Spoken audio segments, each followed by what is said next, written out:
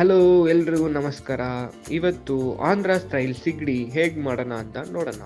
First ಈ ಸಿಗಡಿಯಲ್ಲಿ ಒಂಚೂರು ಅರಿಶಿನ ಪುಡಿ, ಒಂಚೂರು ಉಪ್ಪು, ಒಂಚೂರು ನಿಂಬೆಹಣ್ಣು ಸಾರನ್ನ ಮಿಕ್ಸ್ ಮಾಡಿಬಿಟ್ಟು ಚೆನ್ನಾಗಿ ತೊಳೆದು ರೆಡಿ ಮಾಡಿ ಇಟ್ಕೊಂಬಿಡಿ. ಆಮೇಲೆ ಈ ಸಿಗಡಿಯಲ್ಲಿ ಒಂಚೂರು ಅರಿಶಿನ ಪುಡಿ, ಒಂಚೂರು ಉಪ್ಪು, ಒಂಚೂರು ಖಾರದ ಪುಡಿನ ಹಾಕೊಂಡ್ಬಿಟ್ಟು ಚೆನ್ನಾಗಿ ಮ್ಯಾರಿನೇಟ್ ಮಾಡಿ ಇಟ್ಕೊಂಬಿಡಿ. ಒಂದು ಪ್ಯಾನಲ್ಲಿ ಎಣ್ಣೆ ಹಾಕೊಂಡ್ಬಿಟ್ಟು ಅದರಲ್ಲಿ ಸಣ್ಣ ಕಟ್ ಮಾಡಿರೋ ಈರುಳ್ಳಿ, ಒಂದೆರಡು ಹಸಿಮೆಣಸಿನ್ಕಾಯಿ, ಸ್ವಲ್ಪ ಕರಿಬೇವು, ಆಮೇಲೆ ಶುಂಠಿ ಬೆಳ್ಳುಳ್ಳಿ ಪೇಸ್ಟ್ನ ಹಾಕೊಂಡ್ಬಿಟ್ಟು ಚೆನ್ನಾಗಿ ಸಾಟೆ ಮಾಡಿ. ರಾ ಸ್ಮೆಲ್ ಹೋದಾದ್ಮೇಲೆ ಈ ಮ್ಯಾರಿನೇಟ್ ಮಾಡಿನ ಸಿಗಡಿಯಲ್ಲಿ ಇದರಲ್ಲಿ ಮಿಕ್ಸ್ ಮಾಡಿಬಿಟ್ಟು ಚೆನ್ನಾಗಿ ಸಾಟೆ ಮಾಡಿ.